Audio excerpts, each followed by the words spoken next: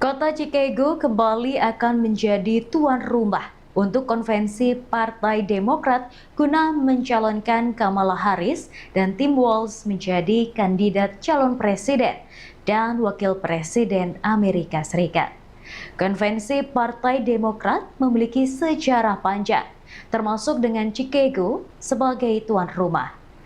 Aparat keamanan juga sudah mempersiapkan personel untuk mengamankan agenda tersebut. Berikut liputannya. Chicago, di negara bagian Illinois, menjadi tempat berlangsungnya Konvensi Nasional Partai Demokrat tahun 2024. Kota terpadat penduduk ketiga di Amerika Serikat ini sudah berkali-kali menjadi tempat berlangsungnya konvensi. Chicago juga menjadi tuan rumah konvensi pada tahun 1968. Saat itu, agenda partai di dalam ruangan tak banyak mendapat perhatian jurnalis TV, yang saat itu masih medium relatif baru. Yang disiarkan langsung justru bentrok antara polisi dengan demonstran anti-perang Vietnam di luar arena konvensi. Pada konvensi di kota New York tahun 1976, perhatian media tertuju pada cawapres pendamping Jimmy Carter sebagai capres, yaitu Walter Mondale. Konvensi berikutnya, tahun 1980, juga di kota New York, dilanda perpecahan internal partai. Senator Ted Kennedy menentang upaya pemilihan kembali Presiden Carter. Jimmy Carter akhirnya bisa bertahan, dan Senator Kennedy akhirnya mengaku kalah.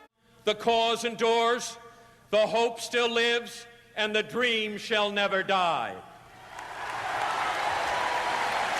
Konvensi kembali berlangsung di Chicago pada 1996. Diwarnai demo aktivis, mendesak kesetaraan rasial dan reformasi jaring pengaman sosial. Lalu di Denver pada 2008, pidato penerimaan nominasi oleh Barack Obama dipindahkan ke sebuah stadion olahraga untuk mengakomodasi membludaknya peminat yang mencapai 84.000 orang. With profound gratitude and great humility, I accept your nomination for presidency of the United States.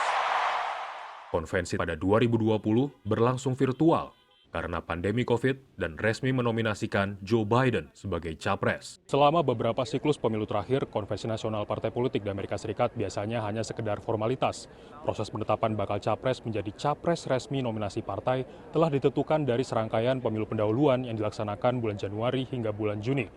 Tapi dalam pemilu 2024, akhirnya Pilpres penuh dengan kejutan.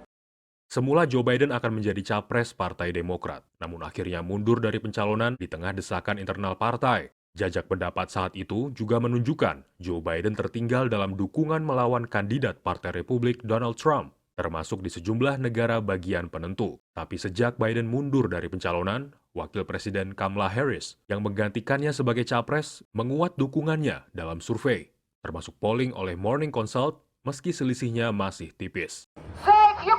Konvensi tahun ini juga diwarnai sejumlah aksi demonstrasi dan telah diantisipasi oleh ribuan penegak hukum federal, negara bagian, dan lokal. I'm confident that our plan will provide a safe and secure environment during the DNC. Pejabat Chicago memperkirakan konvensi mendatangkan sekitar 50.000 orang dari penjuru Amerika, termasuk sekitar 4.000 delegasi yang akan bertemu di United Center 19 hingga 22 Agustus. Dari Chicago, Illinois, Taris Herziman dan tim VOA.